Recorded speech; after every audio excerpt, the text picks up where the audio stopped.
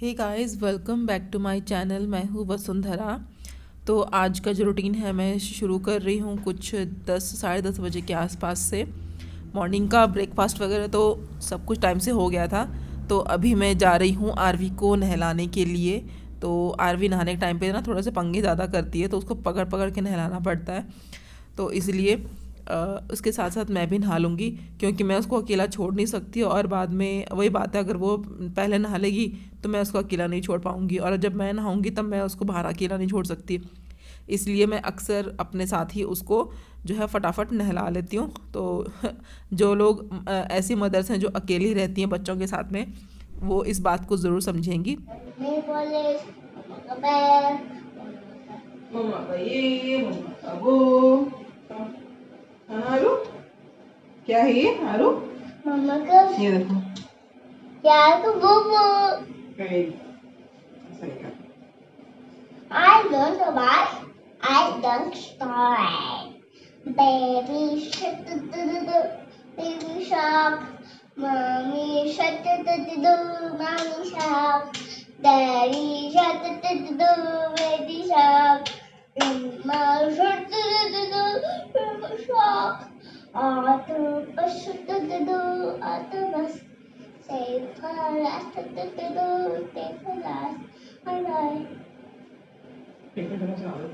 Twinkle, twinkle, little star, how I wonder what you are. Up above so high, like a diamond in the sky. अभी Johnny, yes, Papa. Eating sugar, no, Papa. Turning light, no, Papa. Over your mouth, ha ha ha. Papa, black sheep, hello. Yes, sir, we will. Once yes, I want today. And the little day. तो यहाँ पर जो है मैं थोड़ी सी free हो गई हूँ। आरवी को थोड़ी सी भूख लगी थी, तो उसने मुझे बोला था कि मेरे लिए डोसा बना दो। तो मेरे पास है इंस्टेंट डोसा, ये है MTR का, जो कि मैं पहले भी आपको इंट्रोड्यूस कर चुकी हूँ। और यहाँ पर देखो आरवी भी यहाँ पर आ चुकी है। तो बस वो यहीं पर ही किचन में रहेगी जब तक मैं किचन में रहूँगी। मैं जहाँ जहाँ होती हूँ वहाँ पर आरवी होती है। तो मैं यहाँ पे 2 डोसे के हिसाब से बैटर ले रही हूँ। बैटर नहीं है ये, एक मतलब बैटर बनाने का पाउडर है ये, MTR का रवा डोसा पाउडर। तो ये फुली प्रिपेयर्ड होता है। आपको सिर्फ इसमें जो है थोड़ा सा पानी और दही ऐड करनी होती है, और 10 मिनट के लिए आप इसको फर्मेंट होने के लिए छोड़ सकते हो। तो मैंने यहाँ पे हल्की सी दही ले ली है, थोड़ा सा पानी ले लिया है। मुझे कुछ ऐसा बैटर बनाना है कि ये आराम से डोसा बन जाए। तो आपको पता होगा कि डोसे का बैटर का थिकनेस कितनी होती है, तो उस हिसाब से आप उसको पेस्ट बना सकते हो। तो यहाँ पर मैंने मिक्स कर दिया है, हल्का हल्का पानी डाल के मैं इसे मिक्स करती रहूँगी। और तवा मैं यहाँ पे साइड में चढ़ा दूँगी, और बस मुझे इसको 10 मिनट के लिए रखना है। तब तक मेरा तवा वगैरह भी गर्म हो जाएगा। और ये देख सकते हो इतना थिक पेस्ट मैंने इस वक्त बनाया है इसको। तो चलिए फिर 10 मिनट के बाद मैं यहाँ पे तवा चढ़ा दिया। ये तवा एक्चुअली क्या, सुबह मैंने अजय को डोसा बना के दिया था ब्रेकफास्ट में, जब वो ऑफिस जा रहे थे। तो इसको मैंने धोया नहीं है, और इसी तवे को वापस मैंने चढ़ा दिया है। अब मैं इसको धो लूँगी यूज़ करने के बाद में। तो अदरवाइज़ जो है बर्तन बहुत ज़्यादा गंदे होते हैं बार बार। तो मैं यहाँ पे तवा गर्म होने का वेट कर रही हूँ। तवे में ऑलरेडी जो है सुबह के डोसे वाला ऑयल लगा हुआ है, तो मैं इसमें ऑयल या ऐसा कुछ नहीं लगाऊंगी। आप चाहो तो बटर लगा सकते हो, घी लगा सकते हो बच्चों के लिए। तो यहाँ मैंने एक डोसा प्रिपेयर कर दिया है।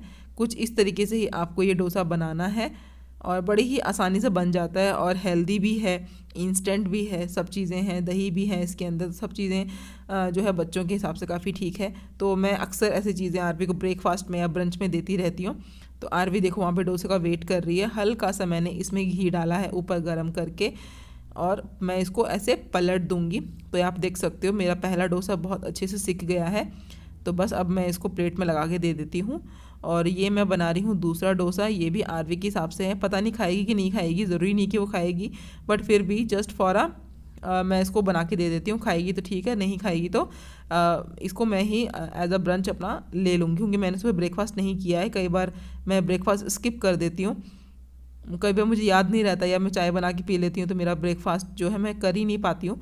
तो बस आपको ना थोड़ा ध्यान से करना है, थोड़ा सा चिपकेगा, लेकिन अगर आपका तवा नॉन स्टिक है और नहीं चिपकने वाला है तो नहीं चिपकेगा। तो बस ये मेरा यहाँ पे रेडी हो चुका है। तो मैं करवाती हूँ आरवी को उसका ब्रंच, और फिर मुझे करना है थोड़ा सा काम। तो यहाँ पे आरवी को ब्रंच देने के बाद मैं आ चुकी हूँ बेड पे। ये जो चादर है ना, हफ्ते 10 दिन से मैंने चेंज ही नहीं करी थी, और क्योंकि आरवी यहीं बैठ के पढ़ाई करती है, खेलती है बेड के ऊपर, तो अक्सर जो है मेरी चादरें जल्दी ख़राब हो जाती हैं।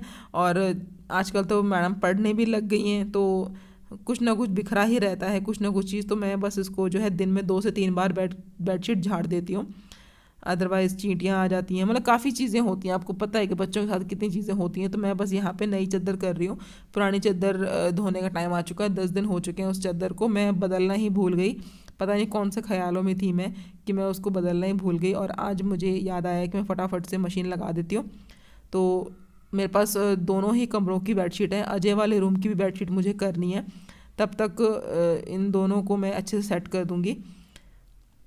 इन दोनों रूम की जो बेडशीट है वो मैं चेंज करके मुझे वापस से जो है मशीन रेडी करनी है, क्योंकि हम लोग भी नहा चुके हैं, हमारे भी धोने वाले कपड़े हैं थोड़े बहुत, और थोड़े बहुत जो घर के होते हैं वो भी सारे हैं। तो बस यहाँ पर मैं कर रही हूँ पिलो के चेंज, क्योंकि मैंने कई बार देखा है कि लोगों के ना पिलोज अलग होते हैं, चादर अलग होती है, तो थोड़ा अजीब लगता है। तो अब अगर चादर का पिलो सेट है मेरे पास तो मैं वही लगा लेती हूँ।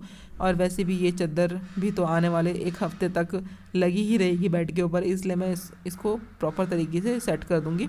और इसी बहाने पिलो के कवर भी धुल जाएंगे, चादर भी धुल जाएगी। तो आज धूप अच्छी आ रखी है तो कपड़े जल्दी सूख जाएंगे। इसी बेस पे मैंने थोड़े से कपड़े निकाल लिए हैं कि मैं धो दूँगी, अदरवाइज बारिश के टाइम पे तो आप कपड़े धो ही नहीं पाते हो। तो ये तो हो गया मेरा बेड तैयार। तो अब मैं यहाँ पर आ चुकी हूँ यूटिलिटी एरिया में। कुछ कपड़े मेरे सुबह ऊपर के सूख रहे हैं। कई सारे लोगों को मेरी ना ये कपड़े सुखाने की जो तार है ये बहुत अच्छी लगी है, वो मैं आपको पहले भी इंट्रोड्यूस कर चुकी हूँ। तो ये कुछ इस तरह की होती है। मैंने ना यहाँ पर अपने 2 दिन के कपड़े जो है आज धोने जा रही हूँ, और कुछ मेरे सूख रहे हैं, कुछ मेरे किचन के कपड़े सूख रहे हैं, पैरदान सूख रहे हैं। तो ये यूटिलिटी एरिया है, और यहाँ पे अक्सर साफ़ सफाई से रिलेटेड सारे काम मेरे यहीं पर होते हैं। तो यहाँ पे झाड़ू भी आपको रखी हुई मिल जाएगी, और मैं एक एक करके सारे कपड़े डाल रही हूँ, देख रही हूँ कि कौन सा कलर छोड़ने वाला है या कौन सा ख़राब होने वाला है। तो अगर आपके कपड़े कलर छोड़ने वाले हैं तो आप मशीन में मत डालिए, उनको आप हाथ से धो सकते हो। मेरे पास ऐसी कोई कपड़ा नहीं था, तो इसलिए मैंने सारी चीज़ें इसमें डाल दी है। इस मशीन के अंदर 8 किलो कपड़े आराम से आ जाते हैं, बॉश की मशीन है ये। तो मैं यहाँ पे डाल रही हूँ थोड़ी सी ब्लीच यानी कि वैनिश, और डाल रही हूँ सर्फ एक्सेल का पाउडर, और बाकी मैं डाल रही हूँ इसमें एक डिसइंफेक्टेंट, क्योंकि मेरे पास चादरें हैं, आरवी कपड़े हैं, तो मैं इसमें डिसइंफेक्टेंट डाल रही हूँ। बस इसको इसी तरह बंद कर दूँगी और ऑन कर देती हूँ। तब तक जो है मेरा काम ये हो जाएगा। इसके जब तक कपड़े धुलेंगे तब तक मैं दूसरे काम कर लूँगी। बस ऑटोमेटिक मशीन होने का यही एक फ़ायदा होता है कि आपके पास टाइम बच जाता है, आप उस टाइम पे कोई दूसरा काम कर सकते हो। तो मैंने अपनी मशीन स्टार्ट कर दी है। तो चलो फिर जब तक ये अपने काम पूरा फिनिश कर रही है मैं अपना दूसरे काम कर लेती हूँ, और मिलती हूँ आपसे आगे।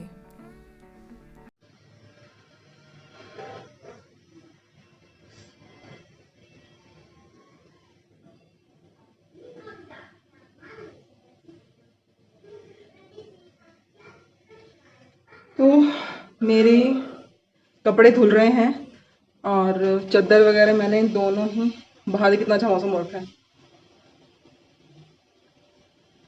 खैर मैं ना बाहर ये गेट बंद कर लेती हूँ, वरना बाहर से बहुत आवाज़ आने लगी है, बहुत ज़्यादा आवाज़ आएगी, और मुझे करनी है बहुत ज़रूरी बात आप लोगों से। ठीक है, तो मैं गेट वगैरह बंद कर लेती हूँ सारे।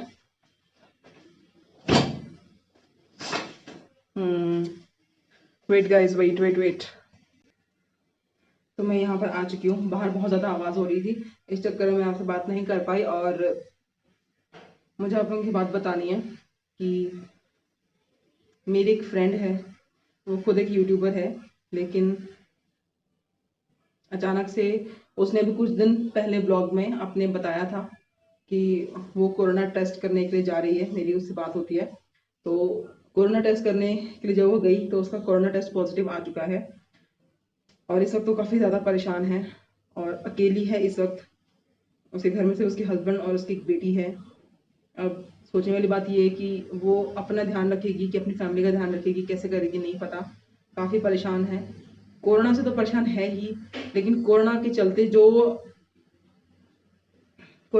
जो अब उसके साथ आगे आस पड़ोस के लोग जो करेंगे या कर रहे हैं, वो एक बहुत सोचने वाली बात है। इस वक्त उनके पड़ोसियों के लिए कह रहे हैं कि इस वक्त उसे आपको सपोर्ट की ज़रूरत है, ताकि वो जल्दी से जल्दी इस चीज़ से वापस आ सके। लेकिन सिचुएशन ये है कि कोरोना जो उसको हुआ है, उसके सिम्टम्स वगैरह अभी तक उसको कुछ खास दिखाई दिए नहीं है, सिर्फ उसको जुकाम है और बुखार या मतलब जो भी सेंसिटिव होते हैं इसके लक्षण वगैरह, सिम्टम्स वगैरह, वो जो है वो थोड़ा लेट दिखाई देंगे। तो उसने जब टेस्ट करवाया था, उसने गवर्नमेंट हॉस्पिटल में टेस्ट करवाया है और वहाँ से उसकी जो रिपोर्ट आई है वो पॉजिटिव है। उसको बिल्कुल भी आइडिया नहीं था इस चीज़ का कि उसके साथ में ऐसा कुछ होने वाला है। और मैं उसके चैनल का लिंक अपने डिस्क्रिप्शन बॉक्स में दे दूंगी। वो शायद इस हालत में आप लोगों को थोड़े बहुत ब्लॉग्स वगैरह बना के दे पाए, छोटे मोटे। तो आप उसको सपोर्ट कीजिए इस चीज़ में, वो और क्या कर सकती है, कैसे उसको इस सिचुएशन से ओवरकम होना चाहिए, इसमें आप लोग उसकी मदद कर सकते हो। क्योंकि कहते हैं ना कि सलाह देने वाला जब साथ में नहीं होता तो आप इंसान अंधेरे में तीर मारता है। तो वो इस वक्त अंधेरे में ही तीर मारेगी, जो भी उससे कुछ हो पाएगा, जो भी चीज़ें हैं।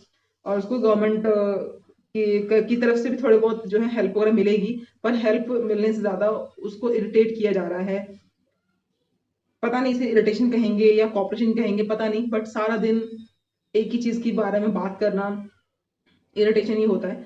तो और उसके साथ साथ क्या कहते हैं, उसकी हस्बैंड है अकेले वहां पे, और उसकी एक बेटी है। सोचने वाली बात यह है कि 15-20 दिन तक एक बेटी को अपने माँ से अलग रहना पड़ेगा।